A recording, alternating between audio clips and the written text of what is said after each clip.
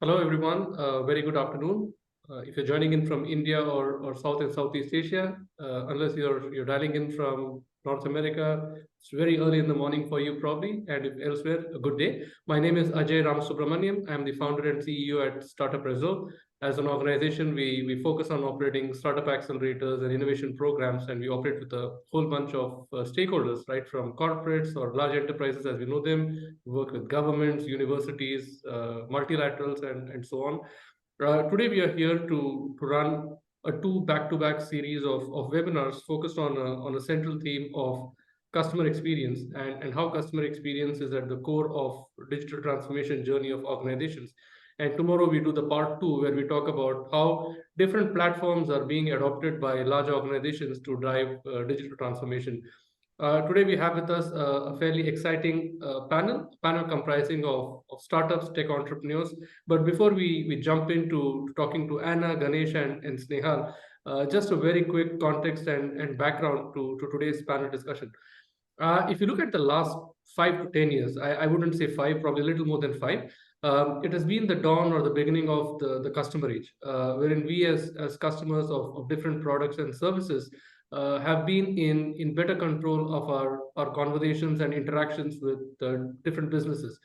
And in order to understand these customers better and to keep the expectations and experiences of us as customers right up there, organizations have been investing a lot on digital, on innovation, and everything which is technology, which allows for better experiences for customer, but also better engagement, retention, and all of that. And so that brings us to the core, which is customer experience, which essentially lies at the heart of digital transformation of large organizations. Whether you look at it from a B2B standpoint, B2B2C, or B2C, whatever it is, in each one of them, experience lies at the core of it. And like I said, today we have three very different tech entrepreneurs with us: generative AI, AR, VR, and mixed reality, computer vision and computer vision based intelligence, all of them which kind of are driving better quality of conversations and better experiences for organizations with their customers. But having said that, why are we even touching upon this? Why are we bringing customer experience to the fore? So about a year back or so, Forrester had done a research or a study with Fortune 500 companies across the globe, and they were looking at the key drivers of digital transformation. Close to 52% of respondents, who are pretty much CEOs of Fortune 500 companies, said that customer satisfaction is at the core of anything and everything that they do when it comes to measuring digital transformation. So digital transformation by itself is very evolving in nature. And when we talk of digital, when we talk of technology, it's not a good enough kind of a phenomena. It's not good for now, but whenever you're measuring something, it has to measure not something which is 3 months or 6 months down the line, but for a few quarters or way beyond that as well, that you're budgeting for, that you're experimenting, you're expensing, and so on and so forth. And that brings us to the topic of who exactly owns this entire digital transformation piece within the organization. Is it an individual? Is it one business unit? Or just like you have businesses which are omni-channel, are you having multiple owners within the organization who are actually owners or custodians of this entire journey of measuring and building customer experiences, the digital transformation journey, and so on and so forth. So with that, I would request my three panelists to very briefly introduce themselves and the organizations they are representing. Let's go with Anna, moving on to Ganesh, and then Snehal. Anna, over to you. Okay, first of all, nice to meet you, and thank you, Ajay, for this opportunity. It's a great opportunity to introduce us, to speak about our technology. Let me introduce myself and our technology. So I am the co-founder of Gacha. Gacha is a computer vision-based technology and AI-based technology that recognizes micro emotions. Let me describe a little bit what are the micro emotions. Micro emotions are those emotions that happen very quickly, in 1/25 of a second, so quickly that no one can even realize that they happen. And as such, they are practically unnoticeable. And me, myself, I am a certified face profiler. I have graduated from Paul Ekman Group from the US authorization, US body, the only one with whom FBI cooperates. And I received all 7 certificates with regards to micro emotion detection, lie detection, emotion recognition, emotional intelligence, etc. In general, let me be brief. We have 2 models globally. We have 2 models, 2 different models designed for completely different use cases, for completely based on completely different value propositions. One is investigatory model, which is designed for legal services, lawsuit management, immigration centers, healthcare, etc. Because here we detect wide, broad range of emotions, not only basic ones, but also some very advanced emotions based on emotion, like, I don't know, anxiety, remembering, creating, very different types of smiles, etc. The analysis of which may lead to some possible deception cases. And the second one is our evaluative model, which is designed for measuring customer satisfaction. So based on facial behavior, the companies now we have a reliable tool, reliable technology for measuring customer satisfaction based on facial behavior. Here, I would like to talk about also gestures. We combined one module which also detects some body languages which are universal. And also recently we developed a speech recognition model for English language. So, well, briefly this, if you have any question, I can ask them. You can ask them. Thank you, Anna. Ganesh, if you can introduce yourself. Sure. Thanks, Ajay. Thanks for having us here. I'm Ganesh. I'm a co-founder and CEO at Gyani.ai. Gyani.ai is a generative AI platform. Fundamentally, what we do is, automate conversations, right? And irrespective of the channel in which they occur, right? Let me put it this way: we have probably the only unified platform in the industry today, right? That does a bunch of things. First and foremost, we have what's called as a voice biometrics layer, followed by an Automate 365. That's an automation platform, followed by what we call as a real-time assist, which is like a co-pilot. And lastly, we have a analytics module, again, omni-channel analytics module. Fundamentally, what we do is we take conversations, right? It could be in any channel.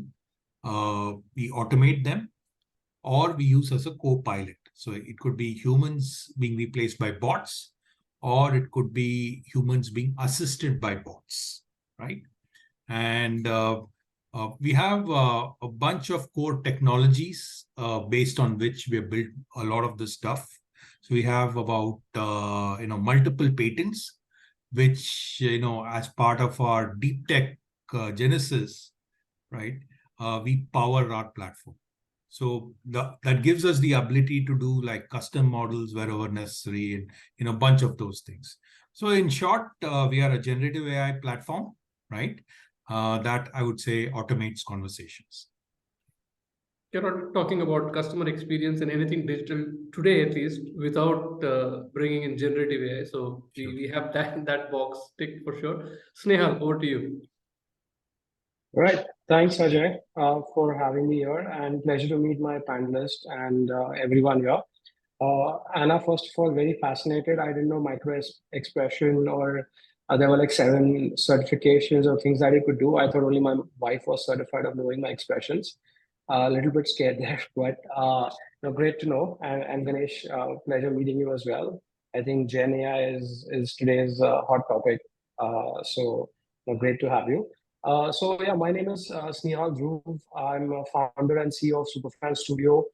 We've been in the business for now close to 8 years. And essentially we are broken down into 2 parts. One is immersive experiences and immersive solutions. So we today work with some of the global platforms like Meta, Snap, TikTok, globally supporting in North America, Europe, Far East, and India, of course. Specializing in building these experiences or immersive-led solutions for organizations. Our clientele spreads across media, entertainment, sports, global brands across, and driving two major points. One is either the focus is driving awareness, or second is defining a particular ROI objective. And our focus essentially is tapping into these newer technologies and how it can be added to today's customer experience, and how it can be more a sustained experience as well, and not just a temporary spike of a headline. So that's what we primarily focus on. And pleasure to be here. Perfect. So we have had a good start. Three very different technologies, companies which are doing interesting work, and each one in one way or the other very closely linked to the broader topic that we're talking about. Whether we look at it purely from the customer experience standpoint or the digital transformation standpoint. And now that you have spoken about what your company does, I want to start this with a question which falls on the wrong side. So I want you to talk about a technology which is radically changing or impacting customer experience. But I want you to talk about that one technology other than what you're doing to start this conversation. So let us start with Snehal. So Superfan.ai, AR, VR, mixed reality, all of that is great. But what is that one other technology that you think of is going to drive this entire piece of customer experiences and digital transformation journey of organizations other than yours? So I was hoping you didn't take my name. And I think you read that expression right, so you should be certified one as well. So I think what we end up doing is working with all the newer technologies, right? So I wouldn't say today there's any piece of technology that we don't end up touching, but I think the topic of the hour, of course, is like AI, right? Though AI is still a subset of what we do, but I think truly what AI enables and the personalization opportunity that it provides, or providing the relevant information, I think that is the part that excites me the most. And I think like in our field, we are always testing out how AI and AR as content formats can kind of work together to provide that personalization. But yeah, that would be the other piece that of course is on everyone's mind, and see what it kind of unfolds, and especially what it doesn't scare off most of the brands today.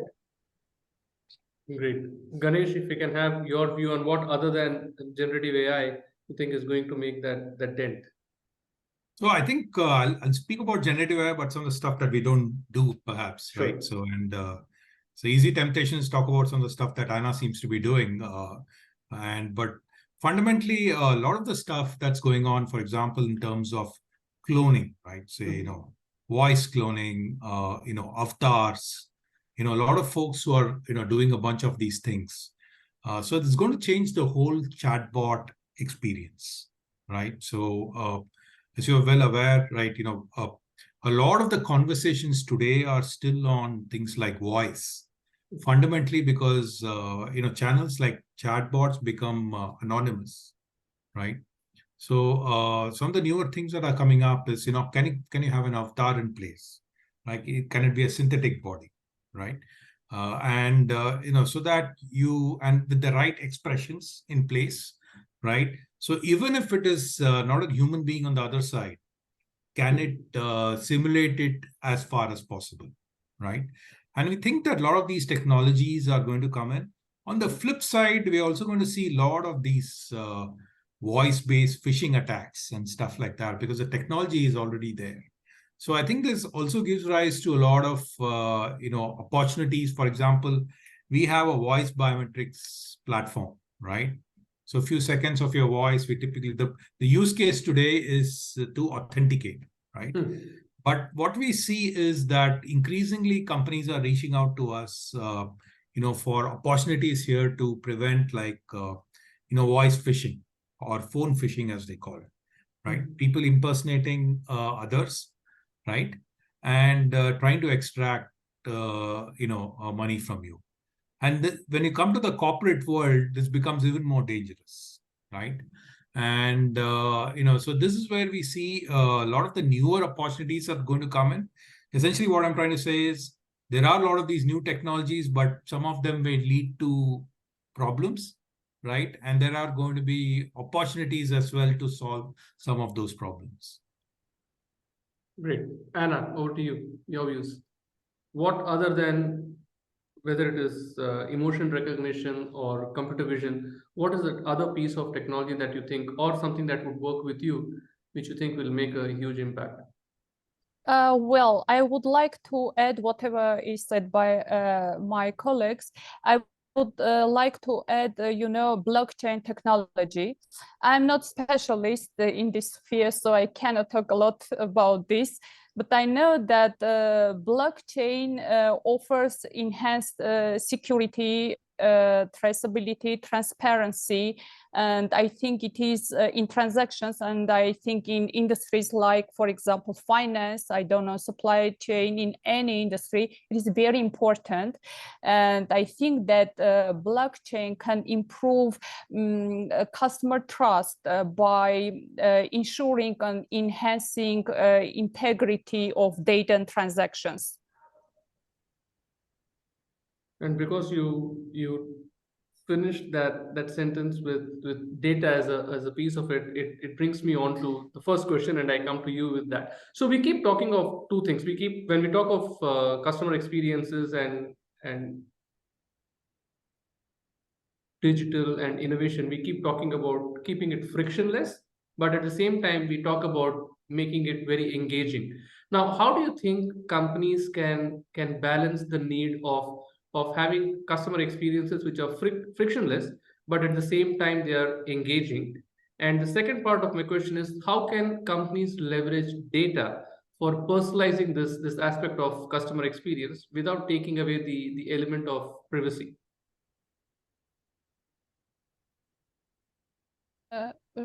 Should I start? Sure. Yes. Okay. So, well, I think this is a great question. So first of all, starting with frictionless versus engaging digital experience and how the companies can balance them. So it is very important to understand customer preferences and behavior through data analysis, because this will allow one to tailor experiences through the different segments. So this way, one can provide frictionless processes while at the same time delivering personalized content that resonate with each group. With each segment. And continuously collecting and analyzing feedback from customers will lead to identifying areas where the engagement may be lacking, for example, and this will lead to regularly improving the processes based on this insight, based on this data. With regards to second part, this is somehow applicable to our technology also, because we deal with it a lot, and of course we have preventive methods for mitigating this risk. But let me talk about how in general, not specifically for our question, I will talk about later maybe. So without sacrificing privacy, how can one personalize a customer experience? Here I would like to talk about transparent data collection. It is very important to clearly communicate the customer what data is collected, for what it is collected, and what benefits will have customer. So this will lead to explicit consent for data usage, and this will allow the customer to make their decision consciously, to make informed decisions. So this is very important, to be transparent and in data collection. And the second one, maybe this will sound as fiction, but if someone can build a technology without any need to store, to keep data, biometric data. This is the best solution. So we succeeded in this. Now we have one model via which we are analyzing emotions online. We are generating report instantly without any need to storing and keeping any biometric data. If for any technology it's impossible to reach this result, then they should think about minimum data retention. So mainly this. So transparency and minimum data retention are two key takeaways that I hear you spell out. Ganesh, if we can kind of jump onto you for the same question. Yeah, so I think fundamentally different stages of the customer life cycle, right, may require say an engaging kind of experience or a frictionless experience. Ideally, it should be an engaging frictionless experience, right? So fundamentally, if you look at, I'll give an example of one of the industries that we work with. We work a lot with say the lending industry, right? And we help a lot of financial institutions with acquiring customers, responding to customer queries, and helping grow that customer base, reselling, cross-selling, upselling, more products, financial products to the customers. Now, there are certain aspects of this whole story when the bank, let's suppose, wants to figure out whether a particular customer, right, say qualifies for a loan. At the same time, the customer has an opportunity to choose this bank versus the other.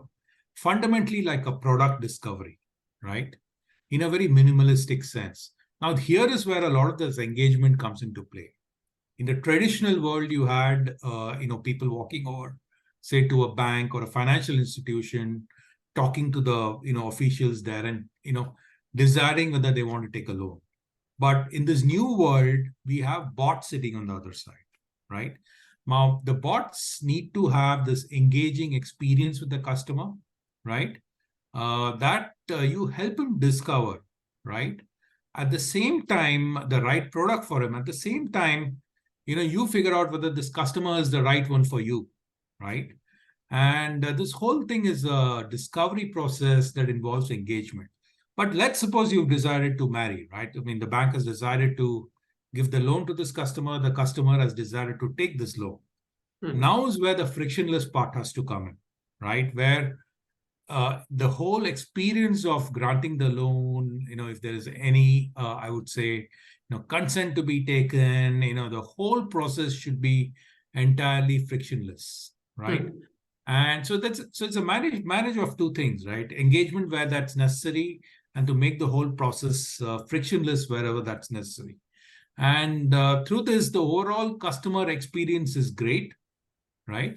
And what really happens is that the customer, feels good about this brand.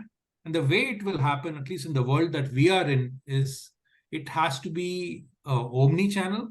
Secondly, it has to be, possibly a different experience every time, right? But fundamentally, what it really does is that when a customer engages with the brand, he knows that he's going to get the answers to what he needs in the best possible manner, right? Sometimes it could be very basic and he just wants frictionless kind of engagement, but sometimes he wants to get really engaged, right? So overall, I would say, depending on the customer life cycle, adopt the right path and you'll find success. I think it's very interesting. I mean, even the example that you bring in, whether it is broadly speaking fintech, because we keep talking about frictionless experiences across different kinds of customers for a variety of reasons. It could be situational or it could be anything else. But also from an overall engagement standpoint, I think fintech is a classical use case, whether it is lending at a point of sale or whatever. But that also kind of segues itself well into probably what you're doing, Snehal. And I think using augmented reality as a way of being frictionless, but at the same time as an engaging mode. I don't know whether because fintech is a more serious use case, but when it comes to engaging customers and having something which is frictionless. Would you say that what you're doing at Superfan.ai or how AR as a technology is positioned is a classical example of frictionless and yet engaging? Yeah, so I definitely agree that, especially in our world, in the immersive world, it is not a one over the other. Like it has to be a frictionless, engaging experience. Otherwise, it kind of beats the purpose. And especially with these newer technologies, is how the user accesses today, right? And mostly it's on the go. So that makes it that, hey, if you're going to design something on the browser, somebody has to sit in one device versus the other. That's not going to be frictionless, at the same time engaging, depending upon the mode of transport of the end user. And while we've seen it, these experiences across industries. So let's say when we are looking at entertainment, it has to be, of course, more engaging in more entertaining format, right? Short-lived, short span of attention. So it's kind of designed to kind of consume that way. And the goal here is to amplify or share versus education using AR. So if you are trying to engage a student and disseminate the information, or let's say today everyone is speaking about landing of Chandrayaan on the moon, like many people are educating about how the landing is going to happen. If you talk about AR, it has to be engaging enough that you are providing much more than seeing a video or seeing an image. So it really varies again with industry, but the goal always is conveying the information in the most engaging manner, providing the most immersion as possible, as if the thing is present in front of you. And that's what kind of defines, and that's why the overall category is called immersive, where you're not just bringing what they can get it very easily, but something that they can experience, but they want to experience. Got it. And that brings me to you, Ganesh, with the next question. I mean, enough said about culture eating strategy for breakfast. And if you look at a domain like AI, just to cite something which was funny. So someone in my immediate network had put out an ask for help of sorts on LinkedIn, checking if anyone had a detailed landscape of the AI ecosystem, blah blah blah, whatever. And we had done this conference a couple of years back, of which Gani.ai was also one of the top 10 companies which participated across India. And this was like a dated report. I mean, 2 years is definitely kind of 2.5 years is quite some time back. But when this person put out this question, I was like, hey, I have this report which we had prepared and happy to share. And the person almost laughed at me, and I felt stupid after a bit. But in a domain like AI, where things are probably not going to stay good even 3 months down the line, how do you see when you look at working with large enterprises and things are so transformational within the technology itself? I mean, how can companies create a culture within their organizational setup, whatever, for them to be able to adopt this digital or be onto this digital transformation journey where the technology itself is so evolving? What has your experience been of working with large enterprises, and how do you think some of the better ones that you have engaged with have managed to create a culture where it is it is creating an environment to foster innovation and experimentation, but at the same time they're able to kind of stay on top of the ball, stay on top of the curve, and adopt what you're building within AI, for example? Yeah, I think first and foremost, answer is obvious. It has to be driven from the top, and the culture should percolate through the organization, right? Obviously, easier said than done. If I can be very specific, organizations that go ahead and create an innovation department, right? Typically, we have seen that often struggle, right? Mm-hmm. So what we've seen is sometimes organizations which have each of the businesses empowered to innovate, right? And fundamentally, I mean, it's also not innovation for innovation's sake, right? Or technology for technology's sake. Each of them is running a profitable business, and for them, how do they add value using technology, that's available today, right? Mm-hmm. Obviously, they need to look at roadmaps. So for organizations, it is fairly simple, I would say. Let the businesses run the show, right? The individual businesses run the show. and empower them, with some budgets to do some experimentation, but obviously hold them to task for, the results that come out of those experiments, right? And I've seen, a lot of organizations, met, for example, an organization is today morning, which is, in the forefront of this piece. And, it's like every person in an organization is talking, hey, you know what, there's this new generative AI piece come in, but how can we apply that to our industry and particularly to our culture, right? And those are the specifics that very often the organization has to work with. I can also talk about one of my earliest or my first customer, right? Sure. And this is about 3 to 4 years ago. And, this, we had this customer sitting down late in the office at 7 o'clock, and I was pitching all kinds of stuff to him.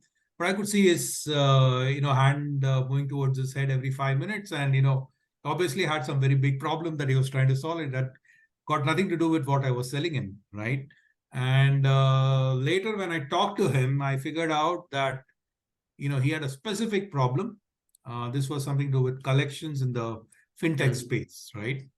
And and I had a ready solution for him, right? So, and that's how. So it's often about not getting lost in all the great technologies or multiple technologies that you have. From both sides, it's about speaking out what's your biggest problem, right?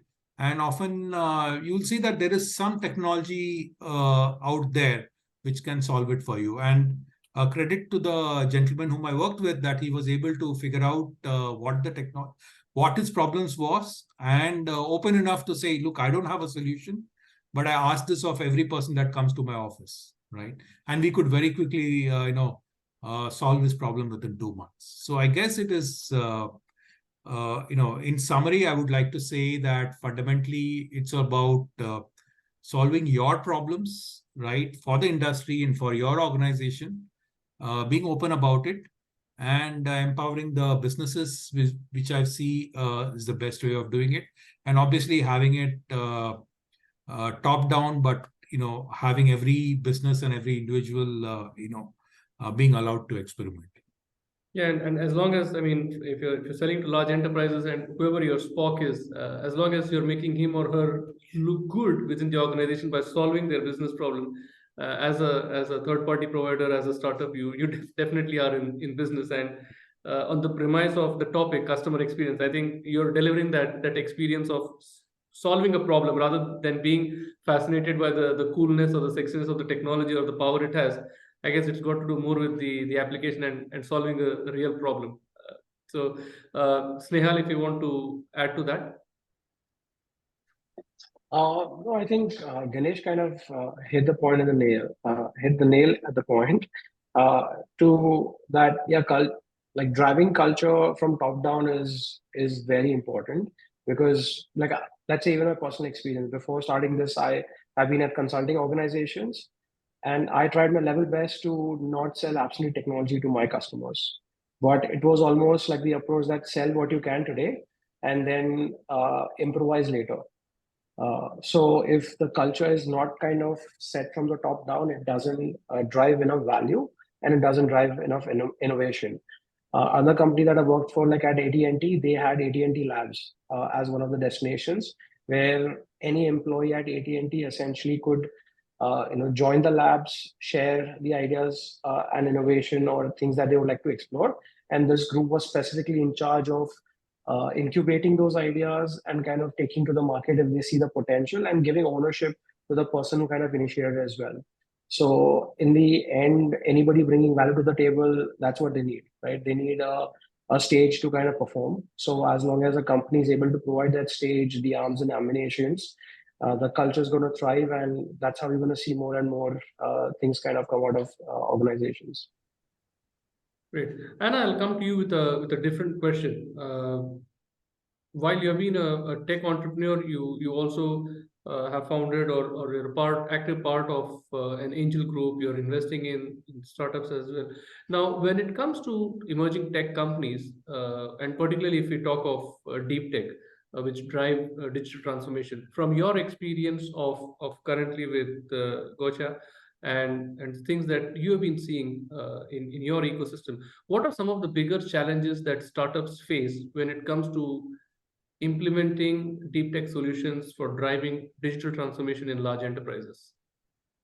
Well, first of all, I think especially when we are speaking about traditional companies, we know that there exists a huge resistance towards any innovative and experimental new solutions. So it is very important to have this openness to new ideas, where the employees will be encouraged to be involved in any innovation process without without fearing to be criticized, without fearing to fail, because it is also, I would like to talk about failure also, because it is very important when you are taking risk. There is a risk also for failure. It is very important for the companies to communicate to the employees that failure is an opportunity for learning. This will encourage the employees to more actively involved in these processes.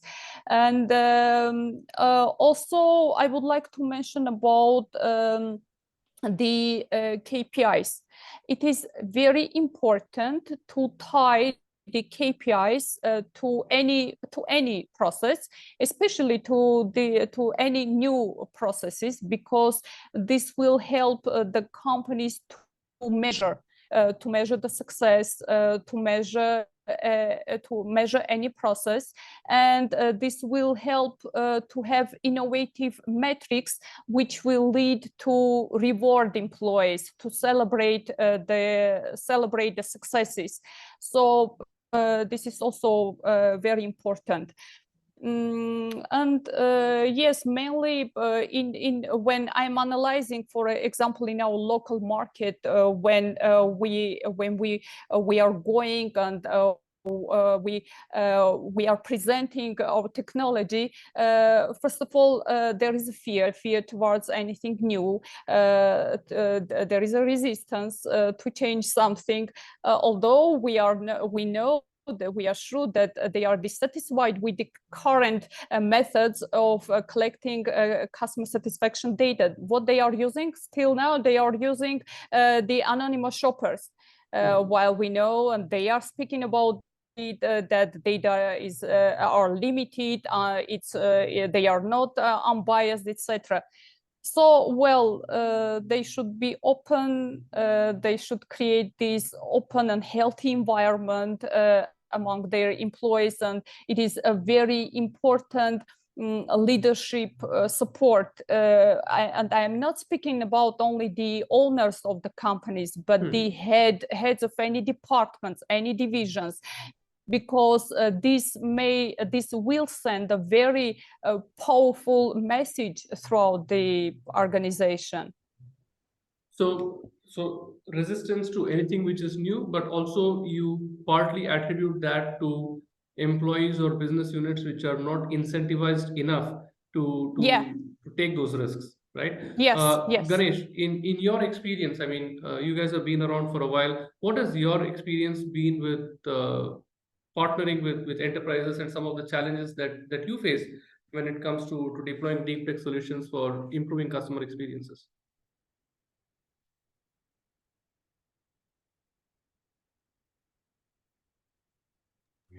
I think the challenges are largely often to do with, how do you work and move at the pace that you would like to move, right? Often the challenges are with, organizations often having, like IT processes that don't keep up to the new technologies, right? Or having some processes that say, you know what, we cannot, for example, it could say, we cannot use certain kinds of technologies within the organization, right? So there are some standards that organizations come up. From a deep tech standpoint, it's largely about expectation setting that is the biggest challenge, right? So many organizations, struggle with trying to understand what the technology can do. And they also often struggle because, a lot of vendors come and promise them the world, right? So the challenges are for them to understand what is really feasible and what is not, right? And, so I think the best way out is the way we try to tackle some of these things and, over a longer period of time and overcome some of these challenges are, start small, right? We largely offer SaaS pricing with very little CapEx, right? Secondly, make sure that, you see the business benefits very quickly, right? And once you see that, then typically, taking it to the next stage or scaling is never a problem. I think that the challenges are typically when the expectations are different, right? And often, it could lead to heartburn later, right? So fundamentally, start small, and as a startup, keep your pricing, I would say CapEx very low, right? Usage-based pricing. As the volumes go up, you would see the benefits of the product that you have built out. So fundamentally, I would say the challenges are firstly expectations, right? It is deep tech, but it can't solve everything, right? It should be better than what you do by a significant margin, but it's not that, it's going to achieve, something that's humanly not possible. Right? Secondly, start small and scale up when you're sure of the numbers, right? And all the numbers have to tie into the business benefits, right? So, and moment there are business benefits for that business, you would see that both parties will work very quickly in taking it to the next level, right? So I would, the third thing that I've pointed out was, sometimes you have these delays because they are large organizations, right? Yeah. And, and it sometimes doesn't move at the speed that you want to, right? But you got to be patient from both sides and make sure that, you're there long enough to make it a success. Yeah, I think staying in the game is very important because a lot of times technologies are ahead of time. The acceptance or adoption isn't there because there's nothing to benchmark or nothing that you possibly have to show apart from a demo or whatever. But then if you're building something which is cutting edge, bleeding edge, whatever you call it, and probably it takes good in some cases 2 3 4 years before actually it becomes mainstream. But if you've done all the hard work of whether you call it lobbying or building the basics of a new emerging tech, and when the time is come, if you're out of steam, all your hard work means nothing. Maybe you just plowed the field for someone else. But again, I think it's a very pertinent point that you make, Ganesh. I think a lot of times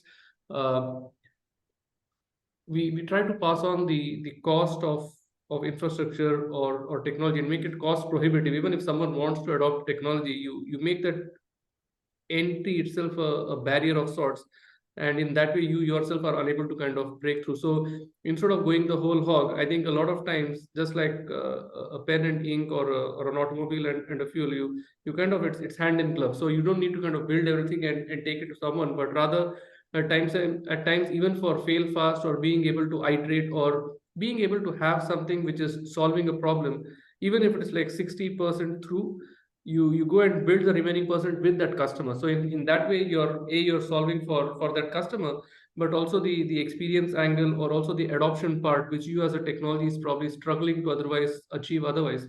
I think you're able to kind of mitigate that.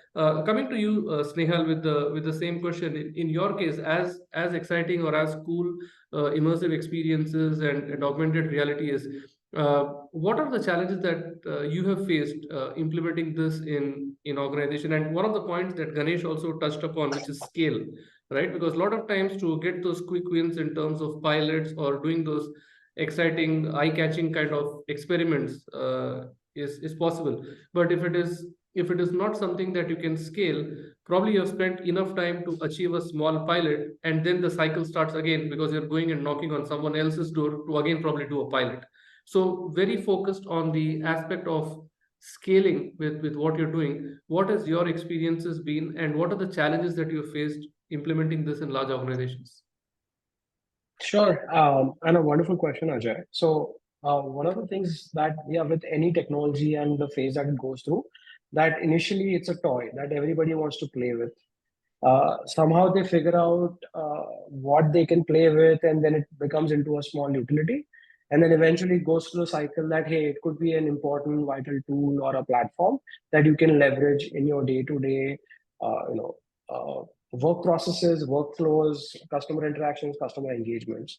So I think like our technology, or it's synonymous to any technology, that we kind of go through that same cycle, that people want to kind of use it for headlines. But I think now, and in the earlier days, because we wanted a foot in the door, we would say, yes, yeah, it's a great headliner, let's kind of do it. But I think over the years, we've realized is the more you are imbibed into these newer technologies, like it becomes almost a responsibility to say that, hey, it's great for headlines, but there is more, right? Or let's unlock more, or let's, peel the onion and let's really figure out what it can truly solve for. Because short term, you might see a value, you think you might see a value, but you might not. And vice versa, we don't see a value as well, because we'll disappear in 3 weeks when the experience has been, built and delivered. So let's talk about what it truly solves for and how do we help you see beyond. So when we come in, the challenge that we have to kind of almost educate our customers is to say that it's a long-term solution that you're working towards. You're not going to see all the magic up front, but you almost have to seed into your audience base to see how they respond. And it's like any other content, any other tool, that you have to do A&B testing, you have to measure it, how one is working over the other. And let's say two experience formats people always like is, AR games, that it's a quick way of engaging people, fun way of doing, but can it truly drive a value? Yes, it can truly drive a value. So imagine now the storyline that you go is, it's a game, but the higher you score, it enables you a bigger discount as well, or like a bigger fan club, or being a VIP or XYZ something. When you tie it with something and with an objective, then it truly becomes, driving certain value. So now from a headliner or doing something cool, you actually are driving an ROI and driving revenue, right? And that's when it kind of becomes, oh, I didn't know that was possible. Okay, fine. Now you've got to the first stage of that. This is what's possible. So now let's talk about like further. So I think the only way that we've realized is like educating, but yourself, having enough kind of history. And sometimes that might not come when especially with the newer technology, that might not be enough data. But it's almost to, I think, what Ganesh is referring to as well, right?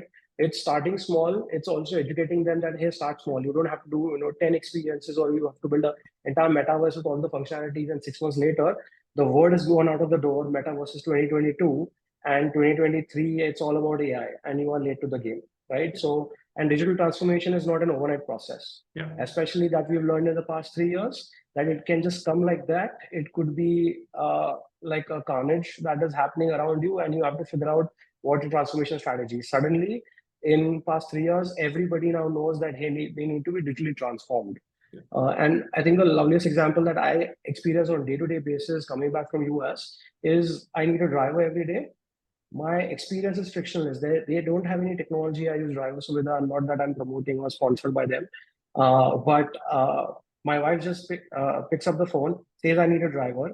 They already know, okay, my wife's name, which of the cars are you driving today? We'll say this car, and done. Okay, 30 seconds, less than 30 seconds. I book something. They don't need to build a metaverse for it, right? Or they don't need to build an AR experience and say you play a game and then we let you know a driver's booked. Right? So it's connecting an objective and connecting what you're trying to do or how you're adopting a technology is, understanding that is very important. Just because someone else does it or puts on a billboard, it's not the right thing for you.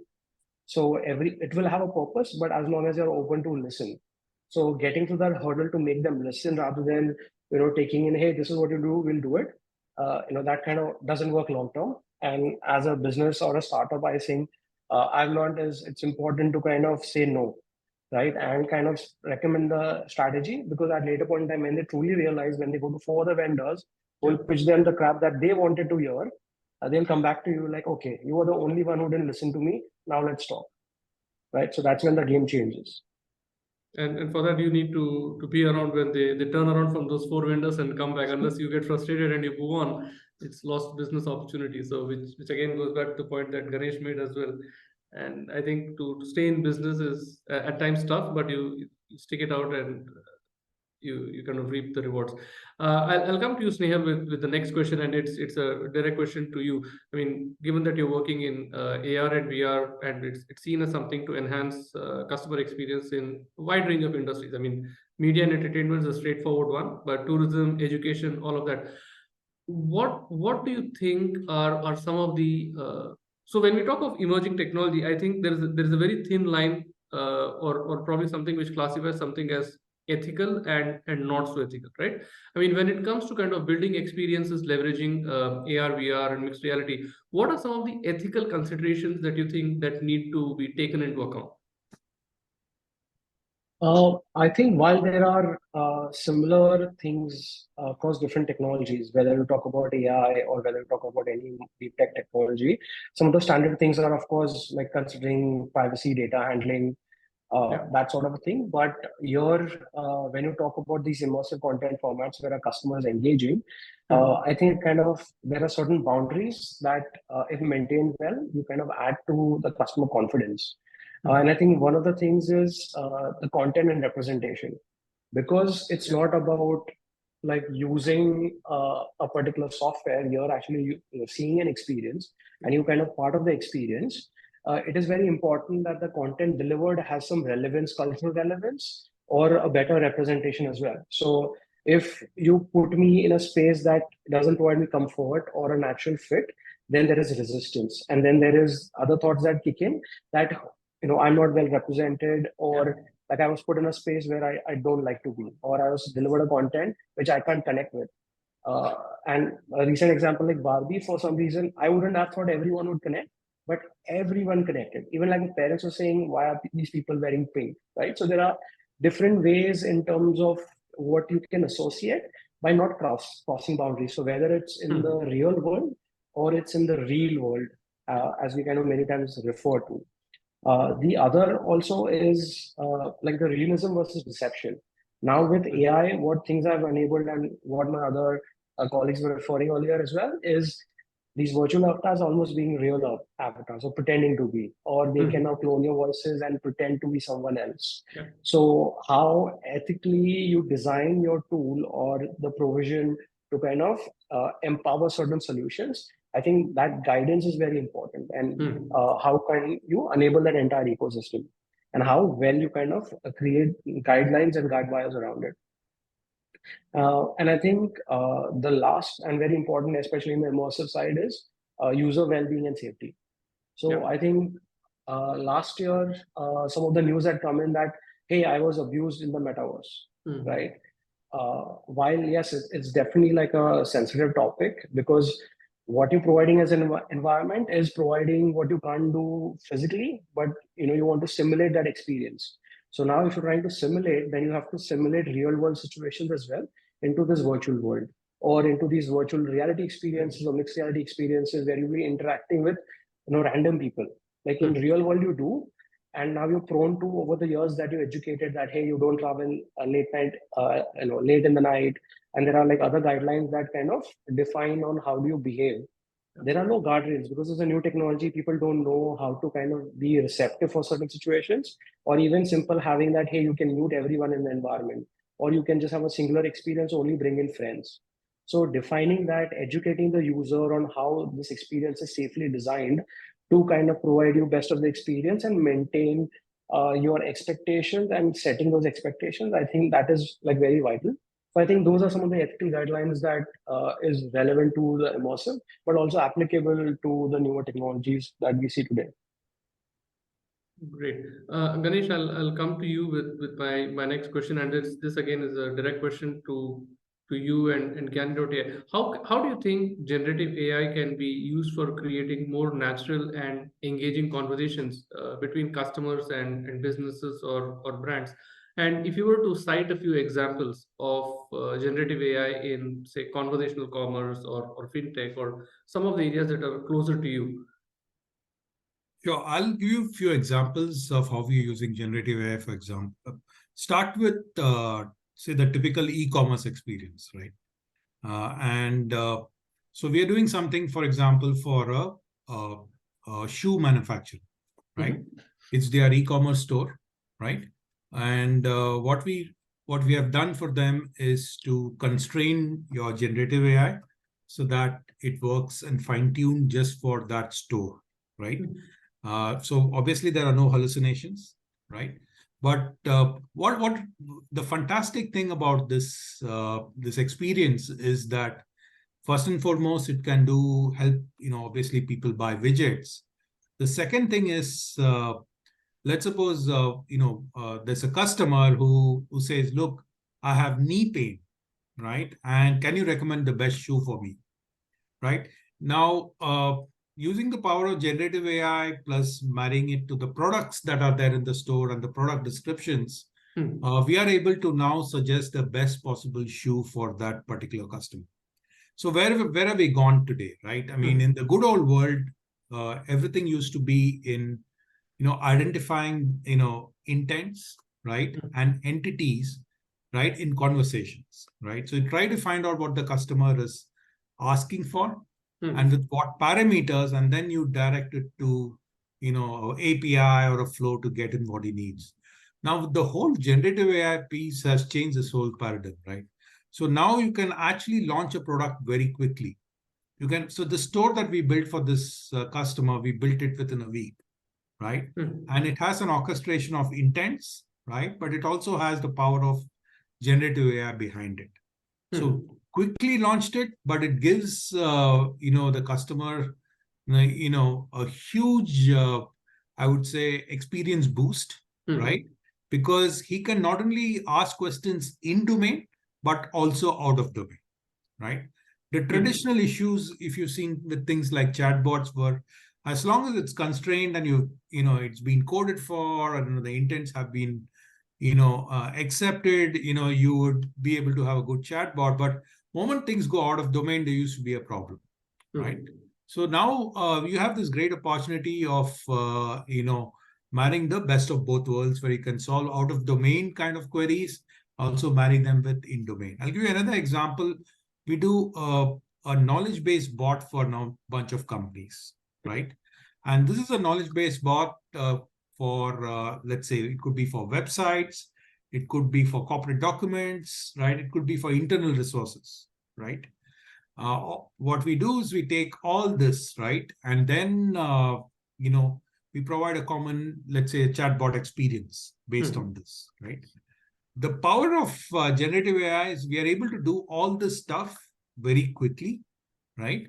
And empower end customers with the ability to, analyze, I would say, a bunch of documents that is humanly not possible. So this is like, so for example, we're working with large, hospitals in the US, right? And what we're doing for them is, they're always looking for various pieces of information. This was a problem in COVID, right? So people couldn't reach hospitals, right? And secondly, even if they reached, they had, some basic questions on COVID, but they did not have anyone on the other side which, could answer. But the hospital, had those answers, right? But they were not able to communicate it back to the, the customers, right? Or the patients. So what we've done now is to have a bunch of knowledge bases, right, that hospitals have, and we provide that access to end customers on multiple channels. So if there's a patient who wants to know, let's suppose, what's the best way to say book an appointment, or it could even be, he wants to know about, which particular doctor he should reach to for a certain problem, or he wants to do some self-medication on a, emergency basis, right? And, what should he do next? So all these questions can be now very quickly answered. And we see a bunch of hospitals now jumping onto this and, get. So, and it could even be general, I would say, publicly available information. But the ability to have that publicly available information very easily accessible is what this new technology has come up with. So it's an absolutely fantastic technology which we are seeing great adoption in industries. Obviously, in answer to our previous questions, it's not going to solve all the problems that you have, and may not be the right fit for many customers, right? But definitely holds promise in many industries, where if you're focused on solving the end customers' problems, then you can do a lot with this technology.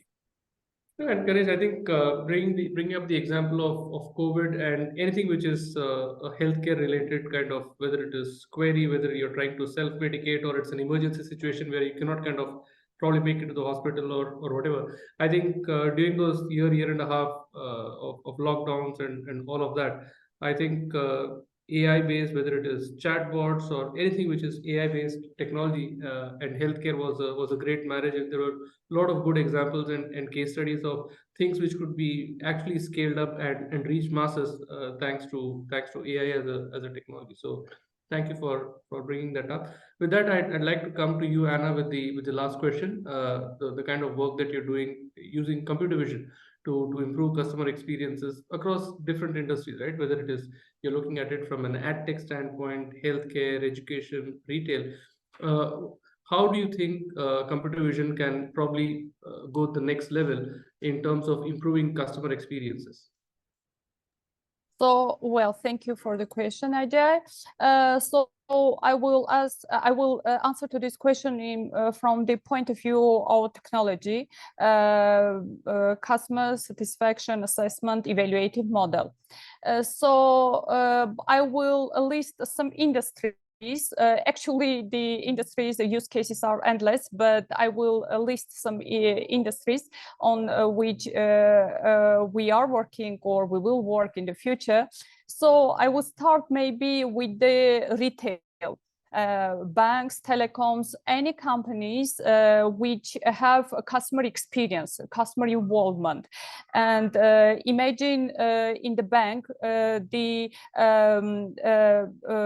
owner of the bank has this amazing technologies, Gacha, to assess customer satisfaction on a regular basis. It will help to collect unbiased, unlimited data without any human involvement, and it will help the retailers to identify areas of improvement, to address the negative experiences, and to capitalize the positive feedback.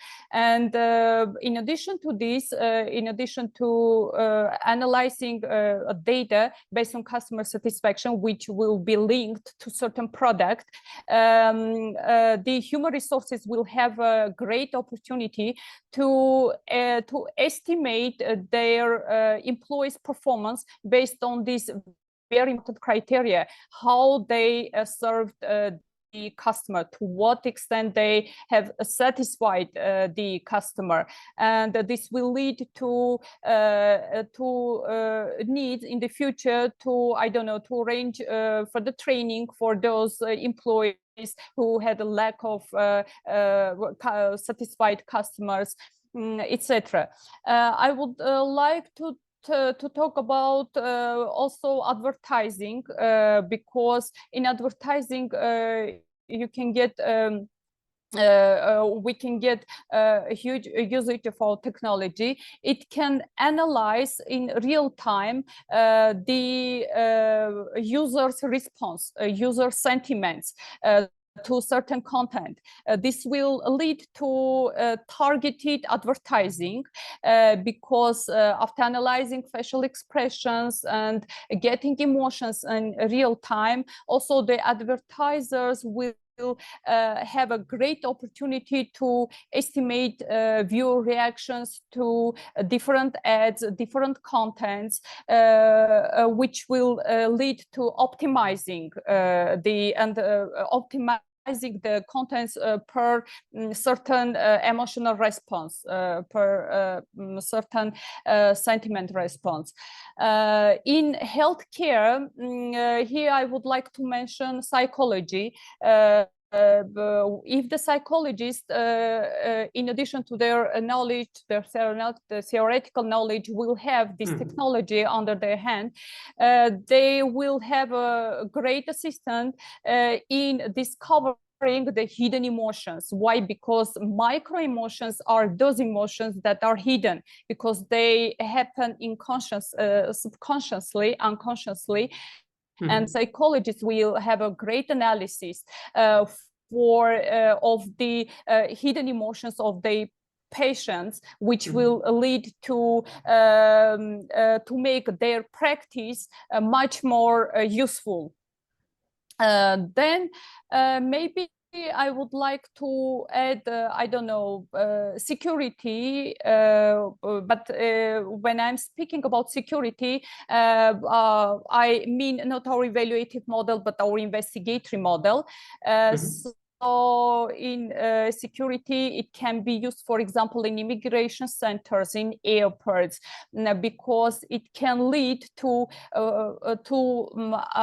abnormal action detection based on, again, facial behavior, based on certain body language analysis.